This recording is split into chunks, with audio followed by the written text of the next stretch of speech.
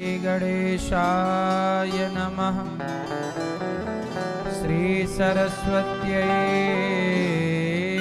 नमः। श्री अस्मद्गुरुभ्यो नमः। अस्मत्परम गुरुभ्यो नमः। श्रीमते रामानुजाय नमः। नारायणं नमस्कृत्य नरं चैव नरोत्तमं देवीं सरस्वतीं व्यासं ततो जयमुदीरयेत्। लक्ष्मीनाथ समारंभां नाथयामनमध्यमाम् अस्मदाचार्यपर्यन्तां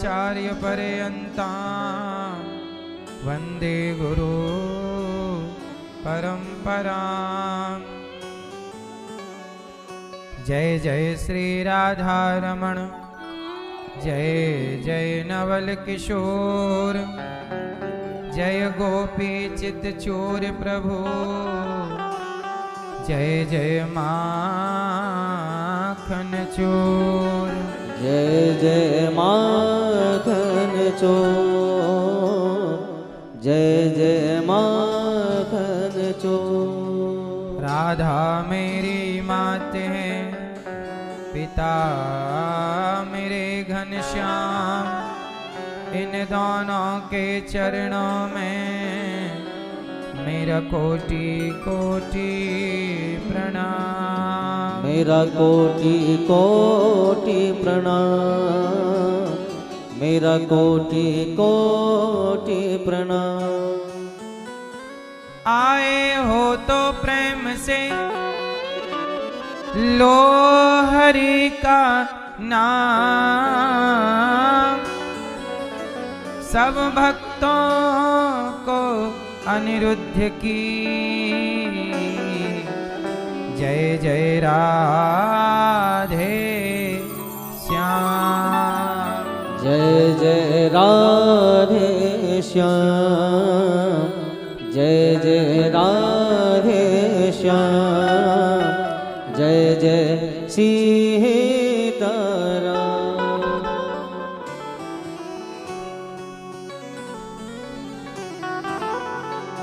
सांवरा जब मेरे साथ है,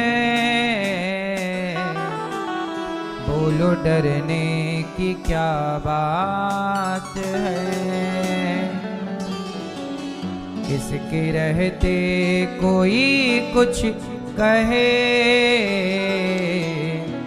बोलो किसकी ये औकात है।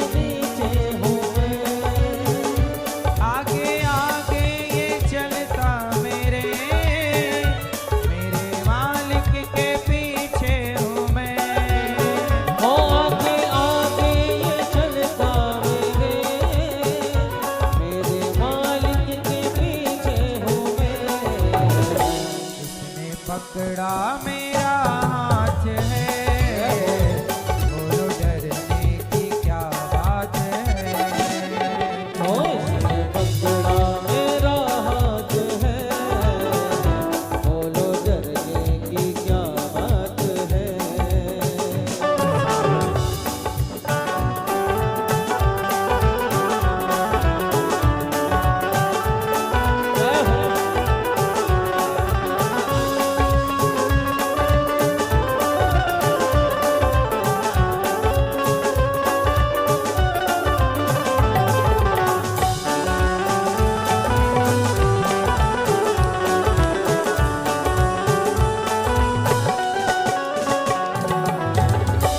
क्यों मैं भटकूं यहाँ से वहाँ, इनके चरणों में है बैठना। ओ क्यों मैं भटकूं यहाँ से वहाँ, इनके चरणों में है बैठना। झूठे स्वार्थ के रिश्ते सभी, मेरे कान्हा से रिश्ता बना। ओ झूठे स्वार्थ के रिश्ते सभी, मेरे कान्हा से रिश्ता बना। ये कराता करामात है, बोलो डरने की क्या बात है। और ये कराता करामात है, बोलो डरने की क्या बात है।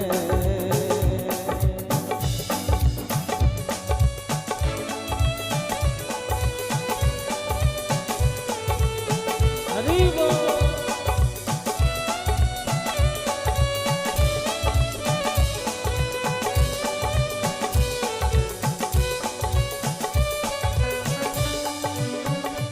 यहाँ आनंद की लगती झड़ी, ऐसी महफिल सजाता है ये। और यहाँ आनंद की लगती झड़ी, ऐसी महफिल सजाता है ये। अन्नू क्यों ना दीवाना बने, ऐसे जलवे दिखाता है ये।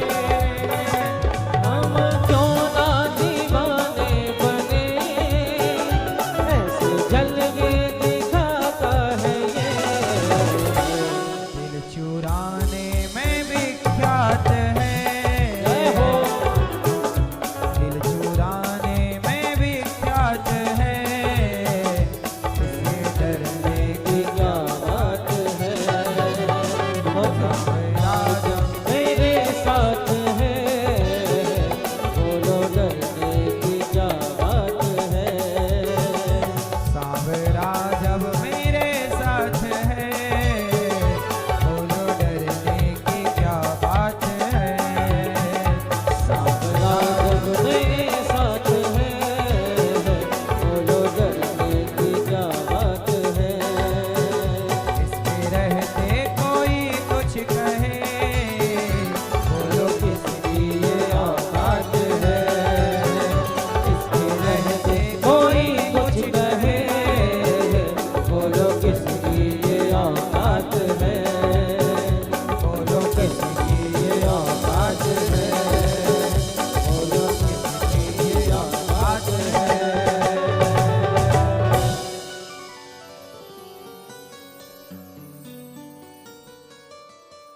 छाए काली घटाएं तो क्या,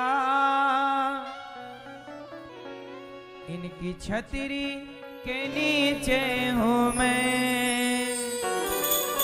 आगे आगे ये चलता मेरे मालिक के पीछे हूँ मैं। इसने पकड़ा मेरा हाथ है, अब तो डरने की क्या बात है। सांवरा जब मेरे साथ है, बोलो डरने की क्या बात है।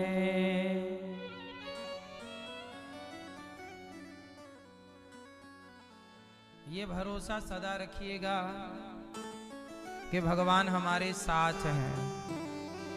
इसी भरोसे से जिंदगी आगे चलती है।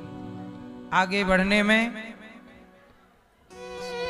सहयोग मिलता है, ऊर्जा मिलती है और व्यक्ति बिना हारे, बिना रुके, बिना थके अपने लक्ष्य को पाता है।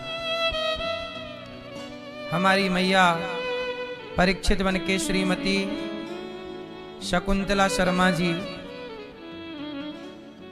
आप कथा की इस पावन गंगा में डुबकी लगा रही हैं और अपने स्वर्गीय पति श्री ओम प्रकाश शर्मा जी परीक्षित वन के वह भी भागवत सुन रहे हैं और वह भी प्रसन्न हो रहे होंगे कि आज उन्हें भागवत की पावन गंगा में डुबकी लगाने का अवसर मिला।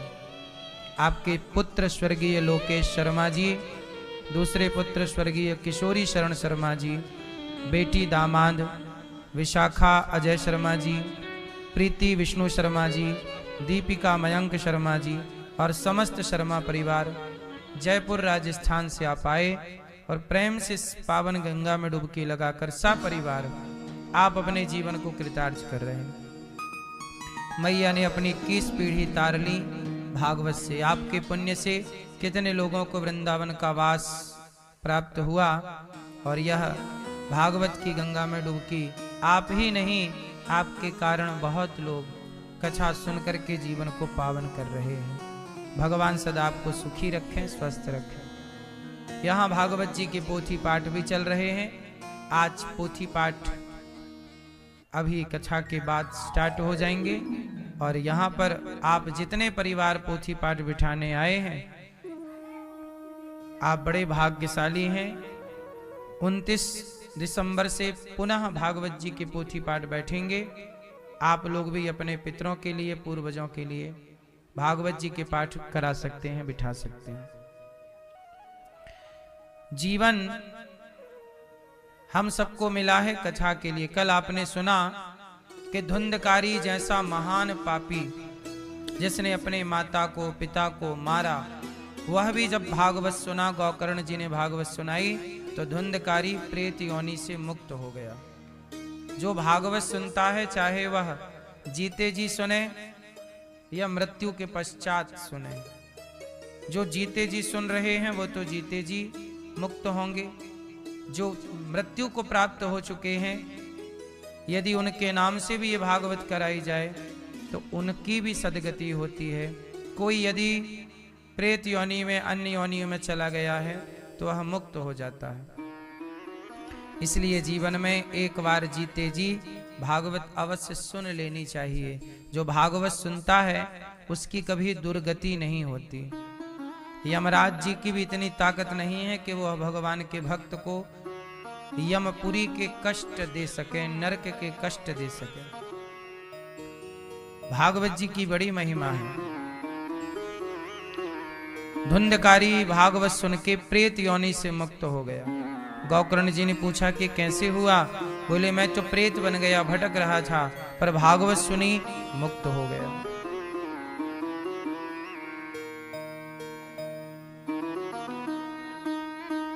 अब भागवत जी की पावन कथा।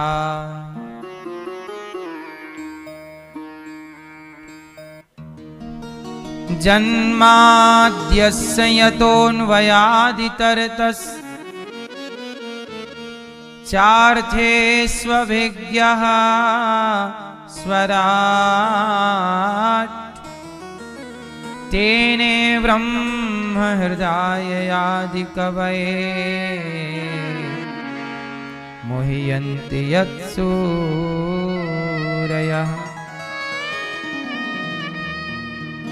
तेजो वारिमृदां यथा विनिमयो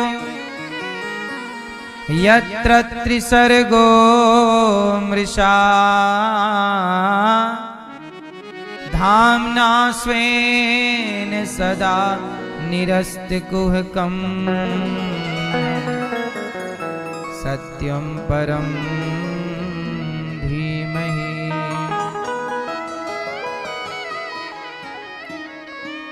धर्मः प्रोज्झित कैतवोऽत्र परमो निर्मत्सराणां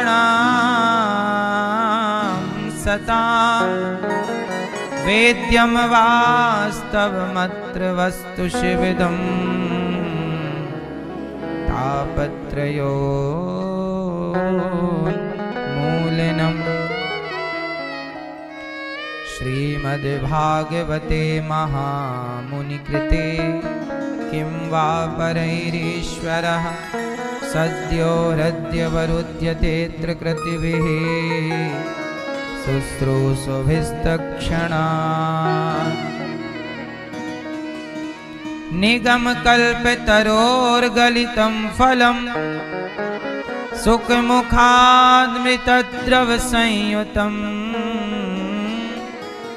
पिबत भागवतं रसमालयम् मुहुरहो रसिका भुवि भावुकाः। जन्माद्यस्य यतोऽन्वयादितरतस्। भागवत जी में मंगलाचरण है। वेद व्यास जी कह रहे हैं जन्म आदि यस्य जन्माद्यस्य। जन्माद्यस्य भगवान के द्वारा सृष्टि जन्म लेती है, ये प्रकृति प्रकट होती है। प्रकट होने मीन्स जन्म लेना। संसार जब प्रकट हुआ, भगवान ने जब ये धरती बनाई, संसार बनाया, तो जन्म देने वाले कौन हैं? भगवान। अब आप कहोगे कि भगवान ने संसार कैसे जन्म दिया? तो जैसे मकड़ी से जाला जन्म लेता है। जाला कहां से जन्म लेता है? क्यों मैया बताओ, जाल कहां से जन्म लेता है? मकड़ी से। मकड़ी से ही जाल जन्म लेता है। फिर उस अपने ही जाल में मकड़ी खेलती है, रमण करती है, और अपने ही जाल को आखिरी में निगल जाती है, खा जाती है। हाँ कि ना? जैसे मकड़ी जाल बनाने के लिए धागा बाजार से नहीं खरीदती। मकड़ी जाल बनाने के लिए धागा कहां से लाती है? अपने भीतर से प्रकट करती है। ऐसे ही जैसे मकड़ी से जाल प्रकट होता है, ऐसे भगवान से संसार प्रकट होता है। मकड़ी अपने ही जाल में खेलती है, ऐसे भगवान अपने ही संसार में हम तुम रूप बन के आ गए, आपके और हमारे रूप में। और जब मकड़ी का मन होता है कि चलना चाहिए, तो मकड़ी अपने ही जाल को खा जाती है। ऐसी भगवान का जब मन होता है तो संसार का संहार कर देते हैं। भगवान सृष्टि उत्पन्न भी करते हैं, भगवान सृष्टि का पालन भी करते हैं, और भगवान सृष्टि का संहार भी करते हैं। ब्रह्मा रूप से उत्पन्न करते, विष्णु रूप से पालन करते, शिव रूप से संहार करते। इन तीनों को जोड़ा तो बन गया गॉड, GOD, गॉड। गॉड मतलब G for generator, O for operator, D for destroyer. तीनों को जोड़ा तो बन गया गॉड, मीन्स भगवान। यही है गॉड का full form, generator, operator, destroyer, उत्पन्न, पालन, संहार। यही तीन सृष्टि का क्रम है। अच्छा ये बताओ, आप लोग कब पैदा हुए? क्यों मैया आप कब आई? नहीं आई ही नहीं। कब आई? बोलो। सुनो, आप लोग रोज आते हैं, आपका जन्म रोज होता है, और आपकी मृत्यु भी रोज होती है। ये बात सही है कि गलत है? क्यों? आपका जन्म रोज होता है और आपकी मृत्यु भी रोज होती है। कैसे? जो आप कल थे वो आज आप नहीं हैं। कल वाला चेंज हो गया आज। हर क्षण आपके शरीर में बदलाव हो रहा है। पर इतना सूक्ष्म बदलाव है कि आप नहीं समझ पाते। बोलो हाँ। रोज ना जाने कितने सेल आपके बनते हैं शरीर में और बिगड़ते हैं। आपके बाल एक ही दिन में सफेद नहीं होते, बालों के पकने का प्रोसेस सालों चलता है। बोलो हाँ। आप एक दिन में बूढ़े नहीं होते, ये बूढ़े होने का प्रोसेस सालों चलता है। पर इतना सूक्ष्म है कि आप बता सकते हैं कि आप किस तारीख को बुढ़ी हुई मैया? क्या आपके बुढ़ापे की परफेक्ट तारीख याद है? इस तारीख को आप बुढ़े हो गए। आप बूढ़े हुए तो जवानी से बुढ़ापे की ओर गए, तो वो बदलाव इतना सूक्ष्म था कि आपके पकड़ में नहीं आया, लेकिन बदलाव था।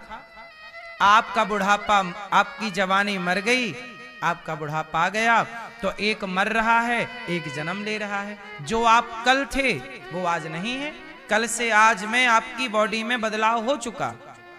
बोलो हाँ। यही है उत्पत्ति और संहार। और सुनो, उत्पत्ति और संहार के बीच में क्या है? जन्म और मृत्यु के बीच में क्या है? पालन।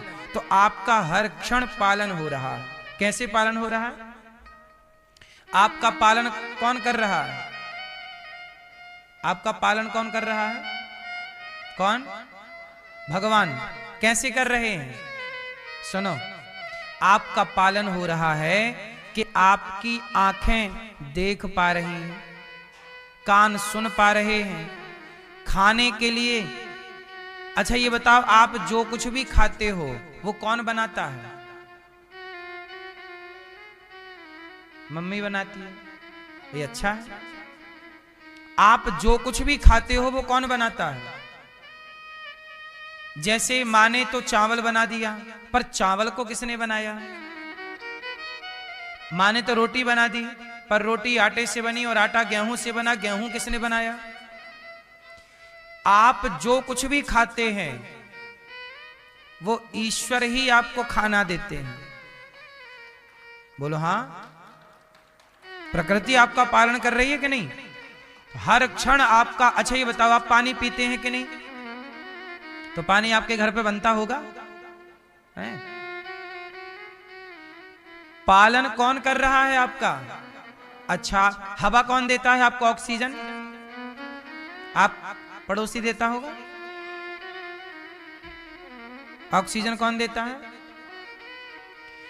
जीने के लिए 3 चीज चाहिए, उनमें मुख्य है ऑक्सीजन। ऑक्सीजन चाहिए, पानी चाहिए और भोजन चाहिए। और ये तीनों चीज आपको देने वाले कौन है? ऑक्सीजन ईश्वर की है, पानी ईश्वर का है, और खाने का हर पदार्थ, यहां तक कि गेहूं ईश्वर की संरचना है, चावल ईश्वर की संरचना है, फल ईश्वर की संरचना है, मसाले ईश्वर की संरचना है। यदि कोई मांस भी खाता है तो वह मांस जो खा रहा है, मछली मुर्गा, वह भी ईश्वर की सृष्टि है। बोलो हाँ। आपका कुछ नहीं। तो आपको पानी देकर, हवा देकर, आपको भोजन देकर के आपका पालन कौन कर रहा है? हर क्षण पालनहार भगवान है कि नहीं? तो भगवान ही पालनहार है, वही उत्पत्ति कर रहे। और उत्पत्ति हर क्षण, जितनी देर में ये ताली बज रही है ना, इतनी देर में उत्पत्ति हो रही है और पालन हो रहा, इतनी देर में संहार हो रहा। ये चल रहा उत्पत्ति पालन। ईश्वर का क्रम जैसे सेकंड का कांटा, 1 सेकंड, 1 2 3 4, यही ना सेकंड है। 1 2 1 2, बोलो 1 1 2। इस 1 2 के बीच में जो गैप है वो कितना गैप है? 1 1 2 1 2 1 2। तो 1 2 के बीच में जो गैप है वह कितना है? बताओ आप बताओ मैया। 1 2 1 2 के बीच में, हर सेकंड के बीच में गैप है कि नहीं? 1 2।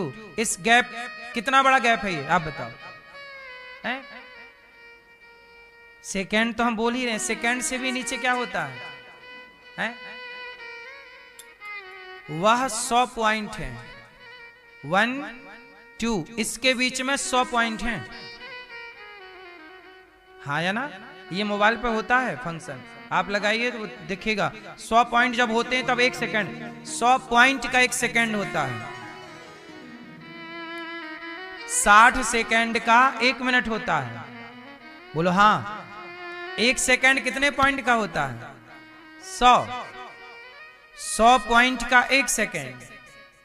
तो आप ये समझ लीजिएगा कि भगवान ऐसे हैं कि 1 सेकंड में जो 100 पॉइंट हैं, मतलब 1 सेकंड के 100 हिस्से, 100 टुकड़े। 1 सेकंड के कितने टुकड़े? तो आप ये समझ लीजिए कि भगवान इतने पावरफुल हैं कि 1 सेकंड के 100वें भाग में भी ईश्वर का सृष्टि उत्पन्न पालन संहार का क्रम चालू है। 100वें टुकड़े में इतना बारीक है कि आपके माइक्रोस्कोप के भी पकड़ में कुछ आने वाला। और एक बात और मैं आपको बताऊं, भगवान इतने पावरफुल हैं कि 1 सेकंड के 100वें हिस्से में वो सृष्टि उत्पन्न कर सकते हैं, पालन कर सकते हैं, संहार। वो चाहें तो 1 सेकंड के भीतर 100 बार सृष्टि उत्पन्न पालन संहार कर सकते हैं। ये भगवान अणोर अणियान महतो महीयान, वो भगवान है। कर तुम अकर तुम अन्यथा कर तुम सर्व सामर्थ्य। ये भगवान का पावर है जो हम आपसे कह रहे हैं। तो जिनकी आप कथा सुन रहे हैं वो कितने पावरफुल हैं, पहले ये जान लो। क्योंकि ये नहीं जानोगे तो आगे हम कथा सुनाएंगे कि भगवान ने माखन चोरी की, आप कहोगे वाह ये कैसा भगवान है, माखन चुराता है। फिर आपको मोह हो जाएगा। क्या हो जाएगा? आप चक्कर में पड़ जाओगे, यार ये भगवान तो हो नहीं सकते, ये कन्हैया कोई भगवान है, माखन चुराते हैं। यही गलती माता सती ने कर दी। जब कथा सुनने गए भगवान शंकर माता सती के संग, तो माता सती ने कथा नहीं सुनी।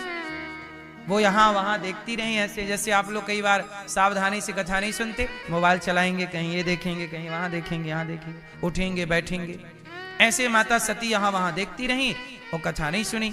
जब कथा पूरी हो गई तो शंकर जी माता सती को लेके गए। और जब गए तो वहां नीचे राम जी की लीला चल रही थी। राम जी कौन है? भगवान। अब भगवान की पत्नी चुरा लिया रावण। अब राम जी खोज रहे हैं, सीता सीता सीता, रो रहे हैं राम जी, बड़े बड़े आंसू बहा रहे हैं। माता सती बोली, शंकर जी ने किया प्रणाम, हे प्रभु आपकी जय हो, जय जय जय सच्चिदानंद जगदीशा, आपकी जय हो। माता सती को हो गया मोह, हे भोलेनाथ ये किसी को प्रणाम कर रहे हो?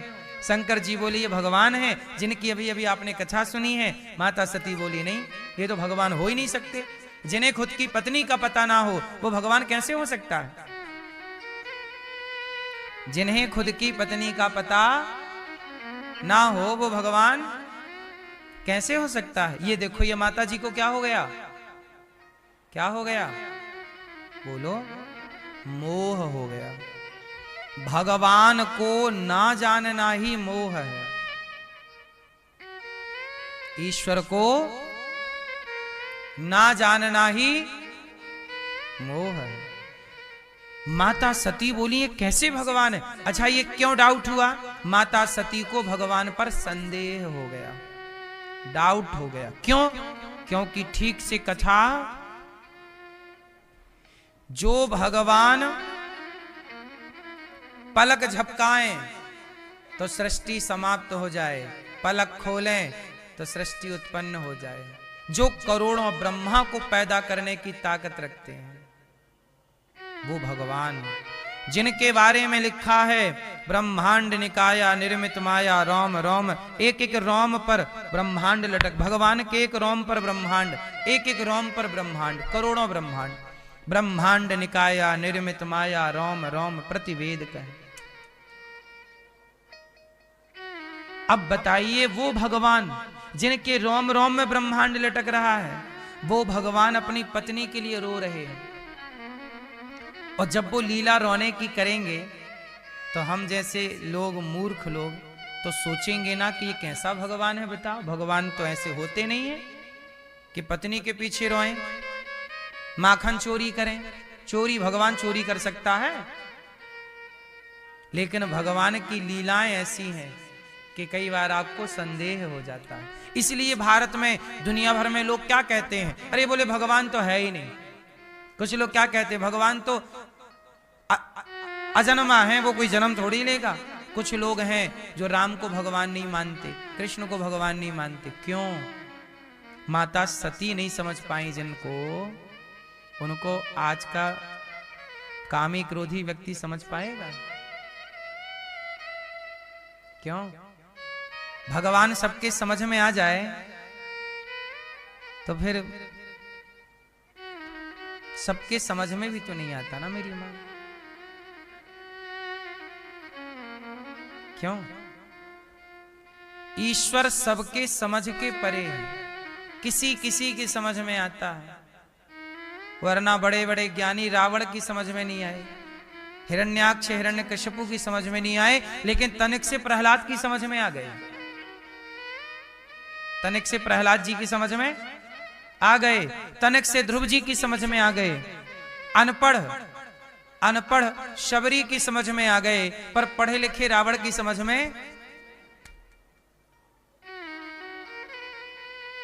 शबरी अनपढ़ है, अनपढ़ की समझ में आ गए राम, और पढ़े लिखे रावण की समझ में राम। बस मेरी मां, उस शक्ति को, उस परमात्मा को हम और आप कितना जानेंगे, जितना वो शक्ति देंगे जनाएंगे उतना हम जानेंगे। हमारी अपनी कोई क्षमता नहीं है कि हम अपने बल से उसे जान पाए। उनकी कृपा होगी तो हम कुछ जान पाएंगे। सोई जाने जेहि देहु जनाई, जानत तुम्हें होई जाए। इसलिए भगवान सृष्टि उत्पन्न पालन संहार करने वाले हैं। उनका पावर इतना है जितना मैं बता रहा हूं, उससे भी करोड़ों गुना। अब आगे मैं जब लीला सुनाऊंगा भगवान की, तो आप ये मत सोचना कि कैसे भगवान माखन चुराते हैं। वो बड़े से बड़ी लीला है और छोटी से छोटी लीला है। इसलिए भगवान सबकी खोपड़ी में चढ़ते नहीं हैं। शिशुपाल के सामने बैठे कन्हैया तो वो गाली दे रहा है। शिशुपाल के सामने बैठे कन्हैया और वो गाली दे रहा है। कहां समझ में आए? शिशुपाल तो परिवार का ही लड़का था, भगवान कृष्ण की बुआ का लड़का था, सगा था, गाली देता था, समझ नहीं पाए। जब भगवान का परिवार भगवान को नहीं समझ पाया, भगवान के साथ रहने वाले लोग भगवान को नहीं समझ पाए, तो हम और आप कितना समझ पाएंगे? इसलिए लोग कहते हैं कि कृष्ण भगवान है कि नहीं। भगवान पर संदेह करने वाले लोगों की बहुत भीड़ है, आज फौज है। सरल भी तो नहीं है ना मेरी मां, है ना? इसलिए प्रार्थना करो कि प्रभु हम आपको नहीं जान सकते, आप कृपा करके अपने को जनाओ। प्रभु आप बताओ कि आप कैसे हो, कहाँ हो, कब मिलोगे, कब दर्शन दोगे।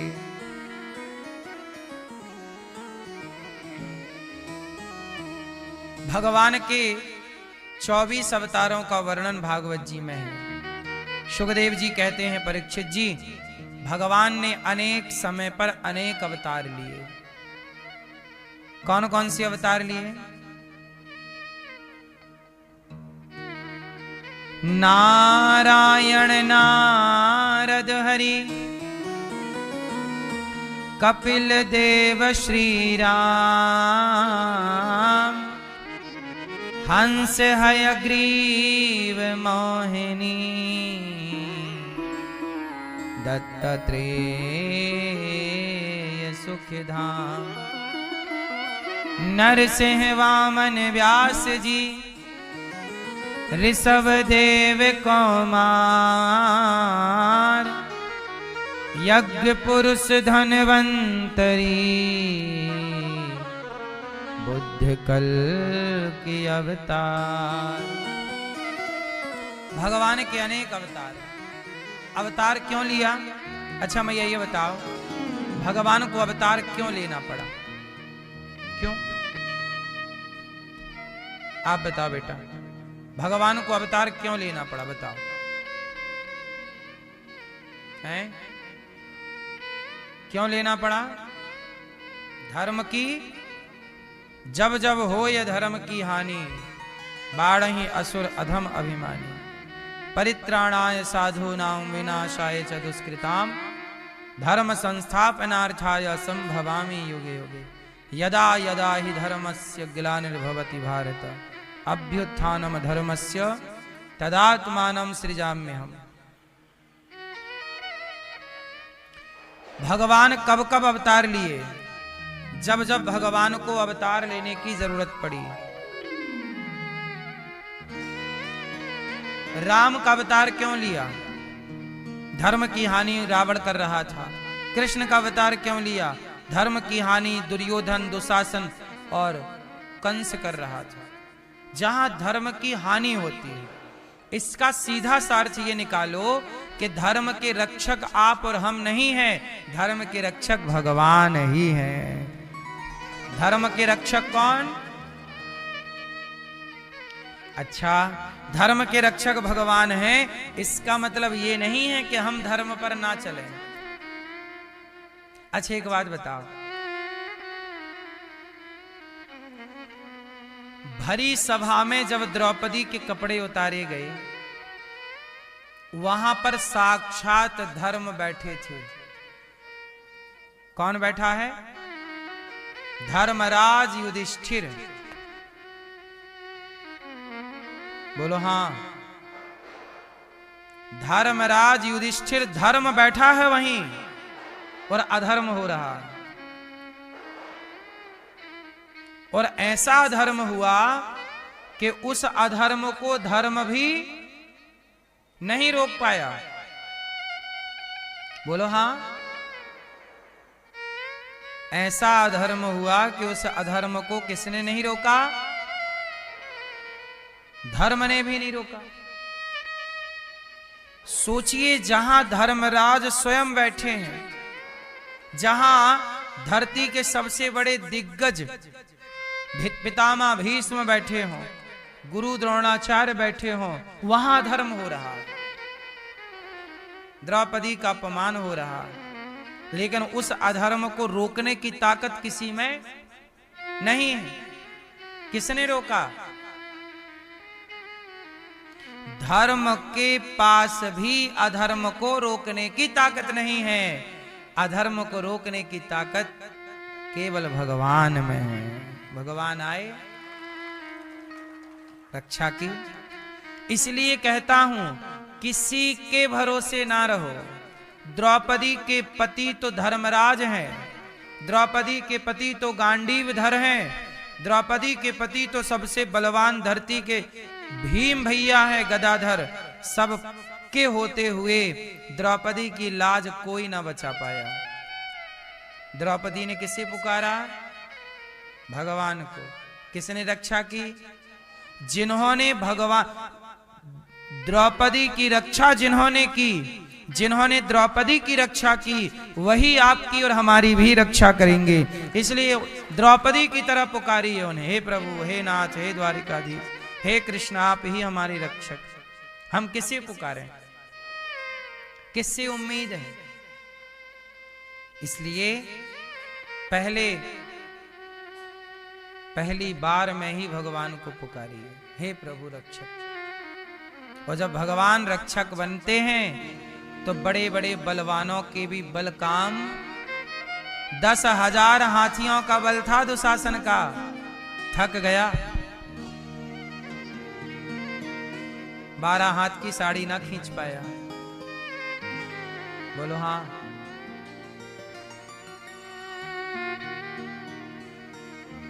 थक गया। जब भगवान बल देते हैं तो वह ये तिनका भी बलवान हो सकता है, यदि भगवान इसे अपना बल दे दें तो। बोलो हाँ। और बड़े से बड़ा बलवान भी हार सकता है तिनके से। एक बार वायु देवता को बड़ा अभिमान हो गया, मैं चाहूं तो सबको उड़ा दूं। हवा चले तो बड़ी बड़ी इमारतें गिर जाती हैं, तूफान जब आता है बड़े बड़े पीपल के पेड़ उखड़ जाते हैं जड़ समेत। बोलो हाँ। वायु में बड़ी ताकत है, उड़ जाए सब, बवंडर नहीं आता, सब उड़ा के ले जाता है ऊपर। एक दिन वायु देवता को बड़ा अभिमान आ गया, मैं बहुत बलवान हूं। भगवान बोले कि इनका ठीक करना पड़ेगा। एक दिन भगवान स्वर्ग लोक चले गए एक साधु के रूप में। देवताओं ने कहा आप कौन हो? भगवान बोले मैं साधु हूं, साधु संत हूं। क्या करने आए हो स्वर्ग? आप सबका दर्शन करने आया हूं। अरे तो कोई साधु ऐसे थोड़ी स्वर्ग आ सकता है? बोले मैं आ सकता हूं। इंद्र ने कहा वायु बाहर करो इसको, फूंक मारो। ये मृत्यु लोक का कोई व्यक्ति यहां कैसे आ सकता है? पवन देवता गए, चलो स्वर्ग के बाहर, बाहर ले गए द्वार पे। वायु देवता बोले जल्दी से भागो वरना मैं हवा चलाऊंगा तुम कहीं मिलोगे नहीं। अब वो साधु के रूप में थे तो भगवान बोले ठीक है चलाओ हवा, देखें तुम्हारी हवा कितनी है। भगवान ने एक तिनका उठाया और तिनका रख दिया। बोले ये तिनका रखा है, फूंक मारो। यदि तुमने ये तिनका उड़ा दिया तो मैं जान जाऊंगा कि तुम बहुत बड़े पावरफुल हो, ताकतवर हो। वायु देवता हंसे, क्या बात कर रहे हो? मैं बड़ी बड़ी बिल्डिंग हिला देता हूं, बड़े बड़े पेड़ों को गिरा देता हूं, बड़े बड़े पहाड़ों को भी गिरा देता हूं। ये तिनका क्या है? ये रहा भैया, मारो फूंक। अब भैया तिनका भगवान ने रखा, फूंक मारा वायु देवता ने, खूब ताकत लगा, पूरा जोर पवन देवता ने पूरी ताकत लगा दी, पूरी पवन चला दी, हवा चला दी, वो तिनका ना हिला। भगवान बोले सुनो, ये जो आप में उड़ाने की ताकत है ना, ये मैं ही देता हूं, ये तुम्हारी नहीं है, इसका घमंड ना करो, जाओ चुपचाप बैठो वहां। वायु देवता गए, मुंह लटका के बैठ गए। इंद्र बोले भगा दिया? बोले ना प्रभु मेरे बस का नहीं है। अग्नि से कहा जाओ अग्निदेव जला दो साधु को, जाओ। मानता नहीं। अब अग्निदेव गए, सुनो भाग जाओ वरना जला दूंगा। भगवान बोले एक काम करो, ये तिनका है, पहले इसको जलाओ। जलाओ। क्या बात कर रहे हो, मैं सब जला सकता हूं। जलाओ। अब अग्निदेव ने लगाई अग्नि, अग्नि तो अग्नि है, प्रकट हो गई अग्नि। अग्नि ने तिनका ना जला पाया, एक तिनका ना जला अग्नि से। भगवान बोले सुनो अग्नि, ये जो तुम्हारे अंदर जलाने की ताकत है ना, तुम्हारी नहीं है, मैं देता हूं तुम्हें। तुम तो प्रहलाद को भी जलाने के लिए सुलग गए थे, लेकिन अग्नि होलिका को तो जला पाई, प्रहलाद को नहीं जला पाई। भगवान चाहेंगे वही जलेगा, जिसे नहीं चाहेंगे अग्नि तिनका ना जला पाए। जाओ बैठो चुपचाप। जल आए, बोले मैं जल हूं, वरुण हूं, जल देवता हूं, डुबा दूंगा, डुबा के मार डालूंगा। ठीक है भैया, तो लगाओ अपना जोर, इसको बहाओ जरा। बोले जल सब कुछ बहा देता है ना, पानी बहाओ इसको। और खूब बारिश कराई, खूब धारा मोटी मोटी गिराई, बड़ा नहीं हुआ कुछ। तिनका सच्ची बात ये थी कि वो साधु के रूप में जब सब हार गए तब इंद्र चरणों में आए, आप कौन हैं? तब भगवान अपने यथार्थ रूप में आए, देवराज मैंने तुम्हें स्वर्ग का राजा बनाया है समाज की व्यवस्था के लिए, तुम्हारे अपने घमंड और अभिमान के लिए मैंने तुम्हें स्वर्ग का राजा नहीं बनाया। समय समय पर जा जाके भगवान स्वर्ग के राजाओं का भी अभिमान हरण करते रहते हैं। ऐसे भगवान हैं। कहते हो ये अग्निदेव है, अरे वो अग्नि में जलाने की ताकत भगवान की है, जल में शीतलता की शक्ति ईश्वर की है। भगवान सूर्य में प्रकाश देने की ताकत भगवान की है, चंद्रमा में शीतलता की शक्ति भगवान की है, गुलाब में खुशबू की शक्ति ईश्वर की है, आप में बोलने की शक्ति भगवान की है, देखने की शक्ति आंख है पर देखने की शक्ति ईश्वर की है। वरना आंख है बहुत लोगों की पर आंख है पर दिखता नहीं है। कान में सुनने की शक्ति भगवान की है, वरना कान बहुतों के हैं पर कान में सुनाई कुछ नहीं पड़ता। पांव है पर चलने की ताकत ईश्वर की है। तो हमारे और आपके पास जितनी भी शक्ति है, ताकत है, जो बल है, वो हमारा नहीं है। इसलिए किसी भी प्रकार से इस घमंड में नहीं रहना चाहिए कि ये बल हमारा है। भगवान क्यों आते हैं? जब आप इस घमंड में डूब जाते हैं कि ये बल मेरा है, तब उस घमंड को मिटाने भगवान आते हैं और वही धर्म की स्थापना होती है। यदा यदा ही धर्मस्य, जब जब हो ये धर्म की हानि।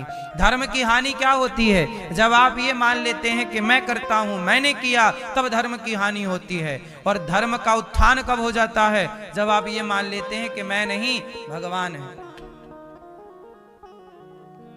बात समझ में आई? रावण को क्यों मारना पड़ा? क्योंकि वो ये चिल्ला रहा था मैं। इसलिए बलि बकरे की ही होती है। क्यों? मैं करता रहता है। जो मैं करते हैं उन्हें बकरा बनना पड़ता है, फिर गर्दन कटती है। इसलिए कहता हूं मैं नहीं, तो क्या बोला करो? मैं ही मैं। तो क्या बोलेंगे मैं की जगह? हैं? क्या? मैं ही मैं नहीं बोला करो, तू ही तू, तू ही तू, तू ही तू। क्या बोलेंगे? हे प्रभु आप ही आप। मैं ही मैं नहीं हूं, मैं नहीं हूं, आप ही आप। जहां है आप हैं, जो है, जहां है आप हैं, जो है आप हैं। मैं नहीं हूं, हर जगह सब में वही। इसलिए तुलसीदास जी ने कहा, सिय राम मैं सब जग जानी, करहूं प्रणाम जोरी जुग पानी। तो भगवान ने 24 अवतार लिए, हर अवतार के पीछे एक कारण है। एक दिन क्या हुआ, वेद व्यास जी महाराज उदास बैठे थे। ये भागवत जी की चर्चा है। वेद व्यास जी उदास, नारद जी बोले नारायण नारायण। क्या हुआ, आप उदास क्यों हैं? बोले मैंने 17 पुराण लिख डाले, शांति नहीं। बोले भागवत जी की रचना कीजिए। बिना भागवत जी की रचना किए शांति नहीं मिलेगी। वेद व्यास जी बोले मैं भागवत जी कैसे लिखूं? बोले मैं देता हूं। तब नारद जी ने वेद व्यास जी को भागवत जी दी, 4 श्लोक दिए। उनसे 18,000 श्लोकों की रचना वेद व्यास जी ने की। और भागवत जी की शुरुआत कहां से की? महाभारत के युद्ध से। वासुदेव परा वेदा, वासुदेव परा मखा, वासुदेव परा योगा, वासुदेव परा क्रिया। वेदों का तात्पर्य कृष्ण में ही है, यज्ञों का उद्देश्य भी कृष्ण है, योग कृष्ण के लिए किए जाते हैं, समस्त कर्मों की परिसमाप्ति भी कृष्ण में है, सब कुछ कृष्ण में ही है। वासुदेव परो धर्मो, कृष्ण ही धर्म है। वासुदेव परा गति, कृष्ण ही गति है। वासुदेव परम ज्ञानम, कृष्ण ही ज्ञान है। वासुदेव परम तपः, वही तप है। तप भी कृष्ण की प्राप्ति के लिए, गति भी कृष्ण के लिए, धर्म भी कृष्ण के लिए, ज्ञान भी कृष्ण के लिए। इस तरह से विराट स्वरूप का दिव्य वर्णन हुआ भागवत जी में। भगवान कैसे हैं? भगवान कैसे हैं? अब वेद व्यास जी ने महाभारत से भागवत जी की शुरुआत की। इतिहास पुराणम च पंचमो वेद उच्यते। 4 वेद होते हैं, सामवेद, ऋग्वेद, यजुर्वेद, वेद, अथर्ववेद। और पांचवा वेद कौन सा है? पुराण। इतिहास पुराणम चा पंचमो वेद उच्यते। पांचवा वेद भागवत जी क्या है? पांचवे वेद, पंचम वेद। पंचम वेद निराला, नव ज्योति जगाने वाला। श्री राम यही घनश्याम यही, प्रभु के महिमा की आरती। श्रीमद् भागवत महापुराण के बारे में बताया कि यह पांचवा वेद है, पंचम वेद निराला। नारद जी महाराज ने कहा कि भागवत जी की रचना कीजिए। वेद व्यास जी ने भागवत जी की रचना की और भागवत जी में क्या लिखा? अभी तक वेद व्यास जी ने कृष्ण के बारे में ज्ञान की बात बड़ी लिखी। भक्ति, देखो तीन चीजें होती हैं, भक्ति, ज्ञान और वैराग्य। वेदों में क्या ज्यादा है? वैराग्य और ज्ञान। वेदों में किसकी बातें ज्यादा हैं? वैराग्य की और ज्ञान। ज्ञान और वैराग्य, वेदों में ज्ञान और वैराग्य की बातें हैं। पर भक्ति के बिना कैसे काम बनेगा? तब वेद व्यास जी ने कहा कि मुझे जीव मात्र के कल्याण के लिए कुछ ऐसी रचना करनी चाहिए जिससे भक्ति भी प्राप्त हो, ज्ञान भी प्राप्त हो और वैराग्य भी। इसलिए भागवत में भक्ति, ज्ञान, वैराग सब कुछ है। भक्ति, ज्ञान, वैराग आप तो विवेको वर्धते महान। भागवत जी में सब कुछ है, भर दिया सब कुछ। भक्ति, ज्ञान, वैराग। भक्ति क्या है? भगवान श्रीमन नारायण की पत्नी का नाम है भक्ति। भक्ति के पति कौन? भगवान श्रीमन नारायण। और भगवान भक्ति के दो बेटे हैं, ज्ञान और कौन? ज्ञान और। इसलिए आपके अंदर तीनों होनी चाहिए। क्या होना चाहिए? आपके अंदर यदि अकेला ज्ञान है तो ज्ञान अभिमानी बना देगा, केवल अकेला वैराग्य है तो वैराग्य भी अभिमानी बना देगा। इसलिए क्या होनी चाहिए? भक्ति। भक्ति भी हो आपके अंदर, ज्ञान भी हो आपके अंदर और वैराग्य भी। तीनों होंगे तब जाके काम बनेगा। तीन जब जुड़े तब संगम हुआ। तीन जुड़े तो क्या हुआ? तीन, एक से संगम नहीं होता ना। अच्छा, भक्ति, ज्ञान, वैराग्य। अच्छा, ज्ञान में एक थोड़ा सा दिक्कत है। क्या दिक्कत है? ज्ञान पुरुष है। ध्यान से सुनना, ज्ञान कौन है? ज्ञान पुरुष। ज्ञान मतलब पुरलिंग है ना। और वैराग्य भी क्या है? पुरलिंग है, पुरुष। अच्छा, भक्ति कौन है? स्त्रीलिंग, स्त्री है। तो भक्ति स्त्री है और ज्ञान वैराग्य पुरुष है। अच्छा सुनो, माया स्त्री है कि पुरुष है? कौन है? माया स्त्री है, माया स्त्रीलिंग। माया है स्त्री और ज्ञान है पुरुष। तो ज्ञानी को माया पकड़ लेती है। ज्ञानी को किसने पकड़ लिया? माया। ज्ञान पुरुष है ना, माया स्त्री है, तो स्त्री पुरुष मोहित हो गए एक दूसरे को, पकड़ लिया। इसलिए ज्ञानी को माया पकड़ लेती है, वैरागी को माया पकड़ लेती है, क्योंकि पुरुष स्त्री हो गए ना दोनों। वैराग हो गया पुरुष, माया हो गई स्त्री। तो पुरुष का अटैचमेंट स्त्री की ओर और स्त्री का पुरुष की ओर, ये स्वभाव है। स्त्री हमेशा पुरुष की ओर बढ़ेगी और पुरुष हमेशा स्त्री की ओर बढ़ेगा। तो ज्ञान और वैराग्य दोनों पुरुष हैं और ये दोनों माया में उलझ सकते हैं। माया स्त्री है, लेकिन भक्ति के साथ एक अच्छी बात है। भक्ति कौन है? स्त्री। और माया कौन है? स्त्री। माया भी स्त्री और भक्ति भी स्त्री।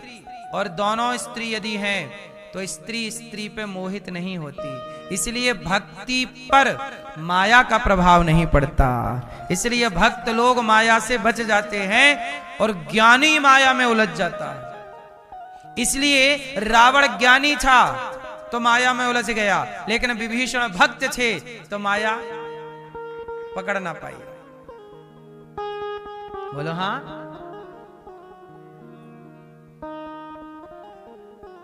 शबरी में भक्ति है, इसलिए माया में नहीं उलझी। बोलो हाँ।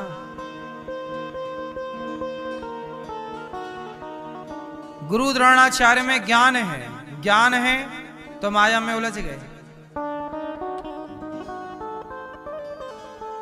माया मतलब ये प्रपंच, जगत। अब देखो, भक्ति इसलिए कहते हैं सबसे सेफ कौन है? भक्ति। इसलिए भक्ति कीजिए, भगवान से प्रेम कीजिए। भक्ति कीजिएगा तो भक्ति वाला माया में नहीं उलझता। माया क्या है? माया क्या है? बोलो। जो दिख रहा है सब माया है। आंखें जिसे देख सकती हैं सब माया। माया क्या है? जो है नहीं पर दिखाई पड़ता। माया किसे कहते हैं? मैया, माया किसे कहते हैं? किसे कहते हैं माया? आप बताइए। आप माया किसे कहते हैं?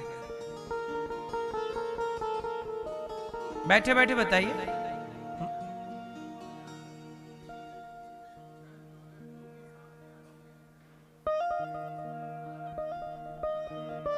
वो माया है,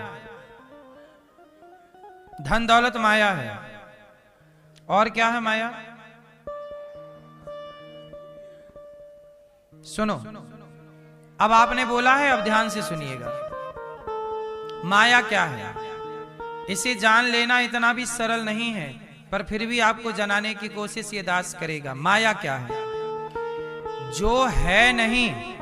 माया की परिभाषा सुन लीजिए, काम आएगी। माया किसे कहते हैं? जो है नहीं।